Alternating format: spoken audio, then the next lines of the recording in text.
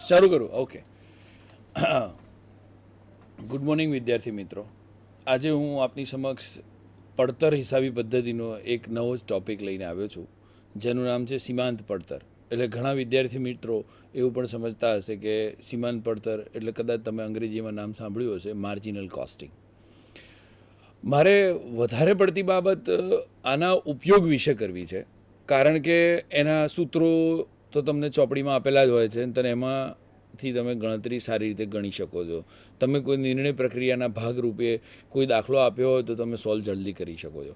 પણ વ્યવહારુ જ્ઞાનમાં આનો ઉપયોગ કેટલો શક્ય છે, તમે એનો કેટલો ઉપયોગ કરો છો? હકીકતમાં જોવા જઈએ તો તમે સીમાંત પડતર કે માર્જિનલ કોસ્ટિંગનો ઉપયોગ બહુ જ સારી રીતે કરો છો, પણ તમને એનો ખ્યાલ નથી કે આ સીમાંત પડતરનો ઉપયોગ થયો.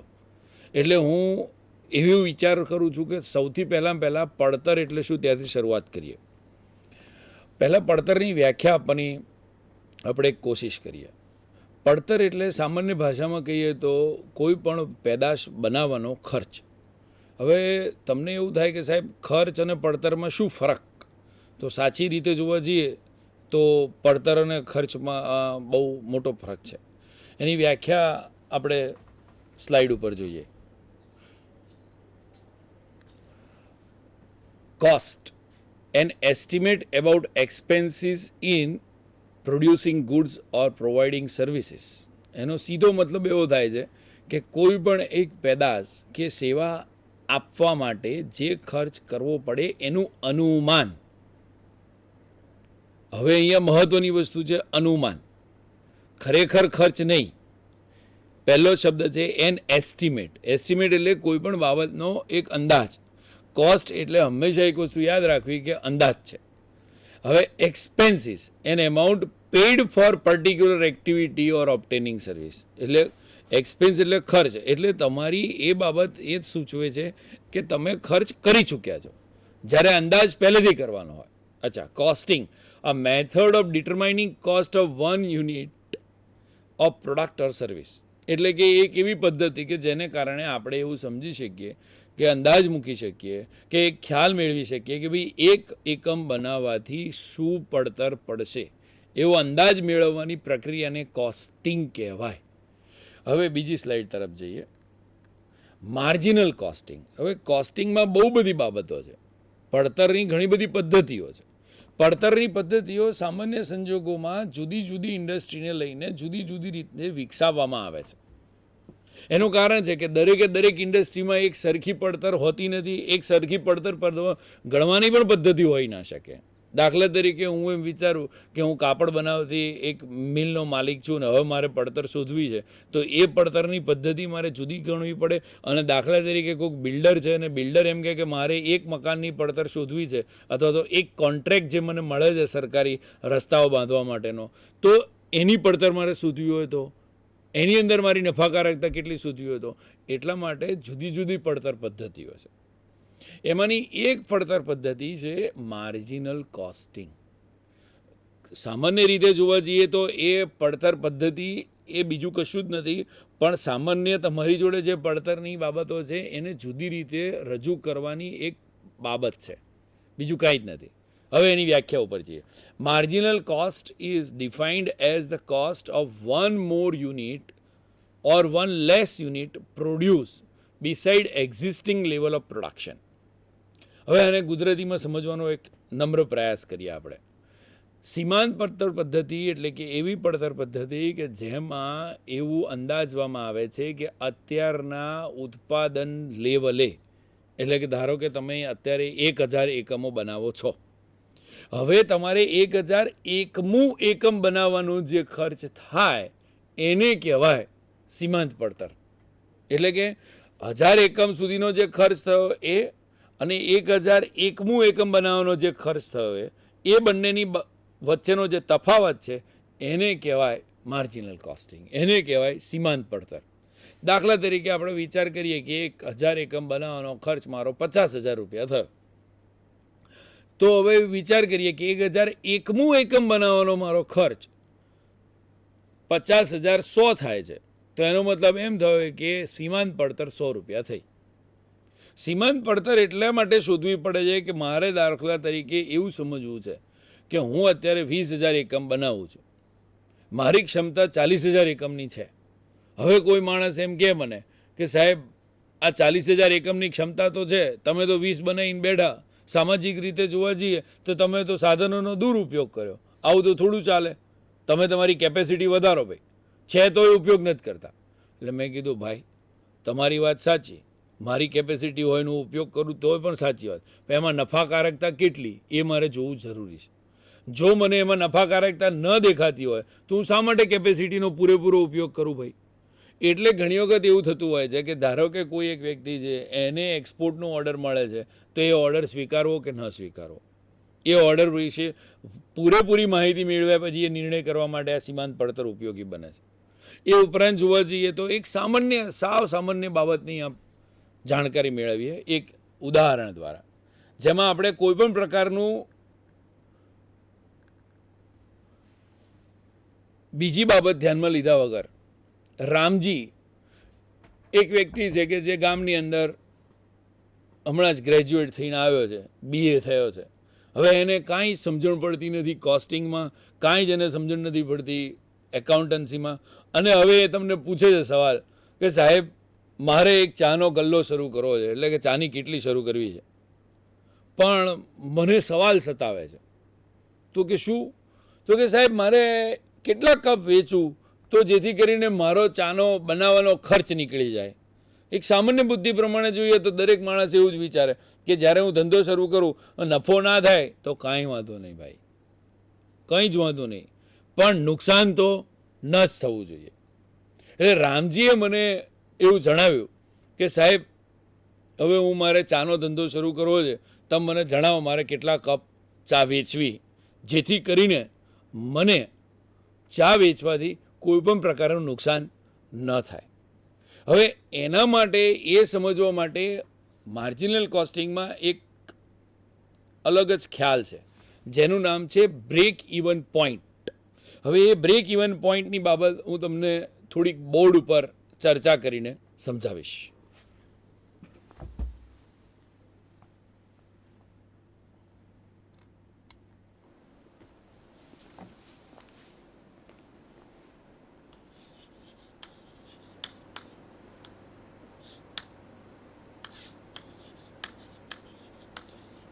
સામાન્ય રીતે પડતર બે વિભાગમાં વહેંચી શકાય છે.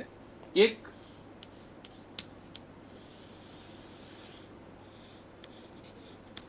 જેને કહી શકાય સ્થિર ખર્ચ, બીજું કહી શકાય ચલિત ખર્ચ. એટલે સૌથી પહેલા તો હું એવું વિચારીશ કે રામજી પોતે એવું વિચારશે કે સાહેબ મેં જે કંઈ ખર્ચા કર્યા, જે મારા કુલ ખર્ચા થયા એ મારા ખર્ચા રિકવર થઈ જાય એટલે મારું કામ પૂરું. એટલી હું ચા વેચવા માંગુ છું જેથી કરીને મને નુકસાન ન થાય. હવે નુકસાન ન થાય એનો માટેનો એક કોન્સેપ્ટ છે સીમાંત પડતર, અને એની અંદર સમતૂટ બિંદુનો ખ્યાલ. હવે સમતૂટ બિંદુ એટલે કેવું બિંદુ? સમતૂટ શુદ્ધ ગુજરાતીમાં આનો આપણે થોડોક અર્થ સમજવાનો પ્રયત્ન કરીએ. તૂટ પડે છે, તૂટ એટલે ખોટ, સમ એટલે સરખું કરવું. એટલે કે આમાં એવું કહેવા માંગે છે કે એવું સમતૂટ એટલે કે એવું વેચાણ બિંદુ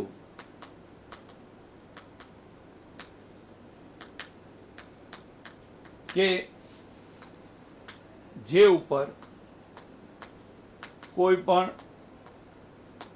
ખોટ ન થાય.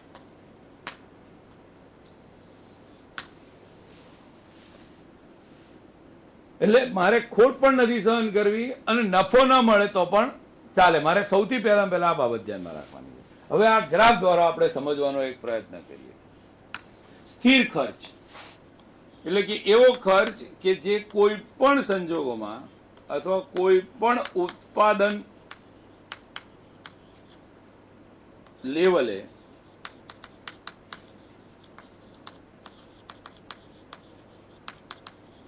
એક સરખો જ રહે છે.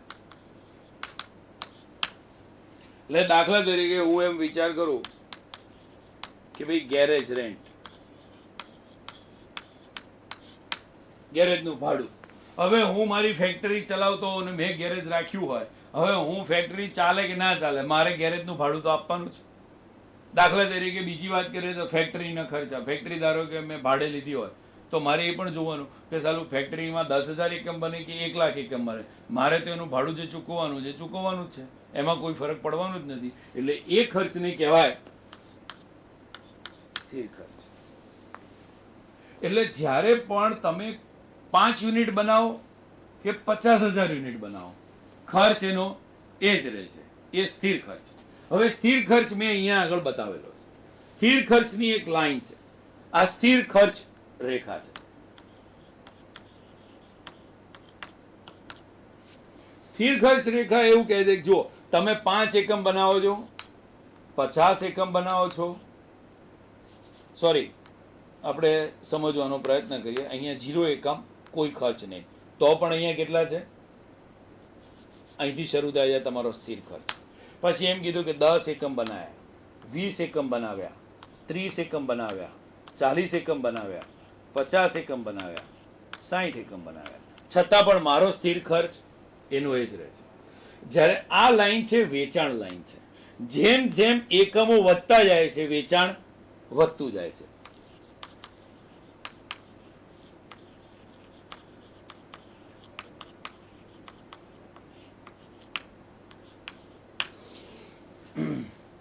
હવે આ છે કુલ ખર્ચ રેખા, અહીંયાથી શરૂ થઈ જાય.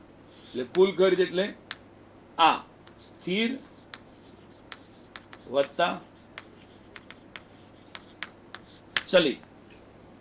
હવે એ સમજવાની જરૂર છે કે આ વેચાણ રેખા અને કુલ ખર્ચ રેખા જે બિંદુએ એકબીજાને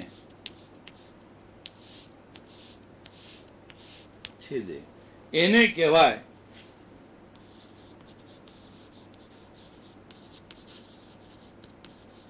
સમતૂર બિંદુ.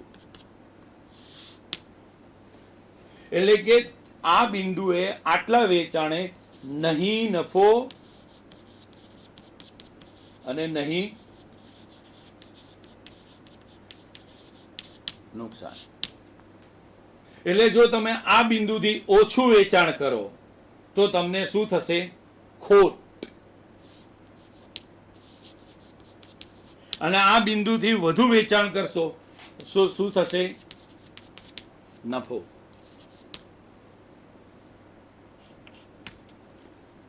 એટલે હંમેશા વેપારી પહેલા એ વિચારે કે ભાઈ પહેલા આ બિંદુ શોધો અને આ બિંદુ હું કેટલા સમયમાં મેળવી શકું છું. એટલે દાખલા તરીકે કોઈ એક વ્યક્તિ કે ભાઈ હું તો 5 દિવસમાં જ મારું વેચાણ એવું આવી જશે કે મારું સમતૂર બિંદુ મેળવી લઈશ, તો એની નફાકારકતા ઘણી વધારે હોય. પછી ઘણી વખત આ જ કોન્સેપ્ટનો ઉપયોગ એવી રીતે પણ કરવામાં આવે છે કે ભાઈ મને એમ જણાવો તો હું કેટલા રિસ્ક ઉપર છું. રિસ્ક, જોખમ, આવું કેવી રીતે? તો એવું કહે છે કે સાહેબ મારું હાલનું વેચાણ અત્યારે 10,000 એકમનું છે અને મારું સમતૂર બિંદુ 8,000 એકમનું છે. તો મને એમ થયું કે સાહેબ 8,000 થી જેટલા તમે દૂર એટલા તમે સેફ. જેટલા તમે સમતૂર બિંદુથી વધુ આગળ હો એટલું તમારા ધંધાનું જોખમ ઓછું. દાખલા તરીકે તમારું સમતૂર બિંદુ અહીંયા છે, હવે તમે ખરેખર વેચાણ આટલું કરેલું, એનો મતલબ એમ થયો કે તમારા ખરેખર વેચાણ અને સમતૂર બિંદુ વચ્ચે આટલો તફાવત થયો. આને કહેવાશે માર્જિન ઓફ સેફટી.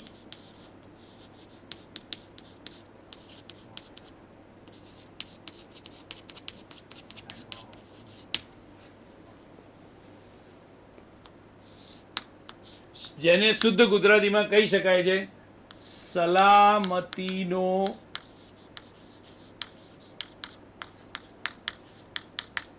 ગાળો.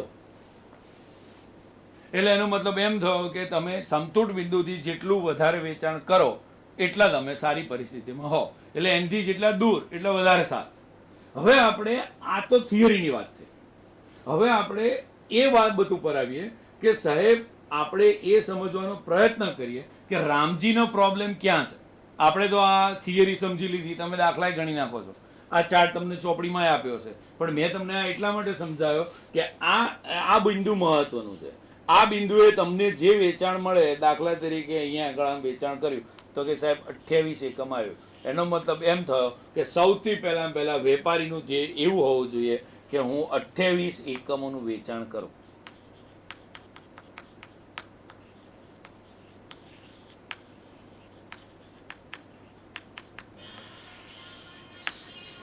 સૌથી મહત્વની બાબત એના માટે એ હશે કે એ સૌથી પહેલા બ્રેક ઇવન પોઈન્ટ અચીવ કરે, એના પછી આગળ વિચારી શકે. હવે આપણે પાછા સ્ક્રીન ઉપર આવી જઈએ.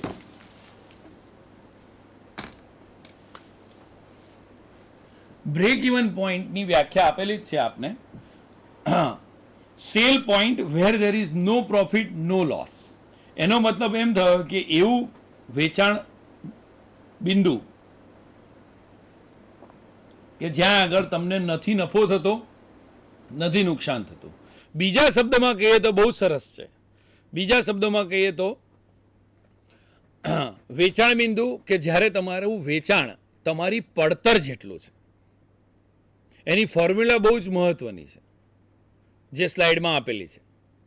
Break even point in units is equal to fix cost, એટલે તમારા જે સ્થિર ખર્ચા છે એને પહેલાં રિકવર કરવા પડે ને. આપણે એને રિકવર કરવા માટે આપણે પહેલાં નક્કી કરવું પડે કે ભાઈ મારા દાખલા તરીકે 5,000 રૂપિયા ખર્ચા થયો, તો 5,000 રૂપિયા હું કેવી રીતે રિકવર કરીશ, અને એ 5,000 રૂપિયા કેવી રીતે રિકવર કરશે પર એકમ. આપણે રામજીનું ઉદાહરણ જોઈએ. રામજી એવું કહે છે કે સાહેબ મારા ખર્ચાની વિગતો આ પ્રમાણે છે કે સાહેબ 1 કપ દીઠ મારે 2 રૂપિયા દૂધના જશે, 50 પૈસા ચા અને મસાલાના થશે. હવે મોંઘવારી અહીંયા પણ આવી ગઈ છે, તમે જોશો જ્યારે એની વેચાણ કિંમત ઉપર આવશે. ફ્યુઅલ એટલે કે LPG એટલે અથવા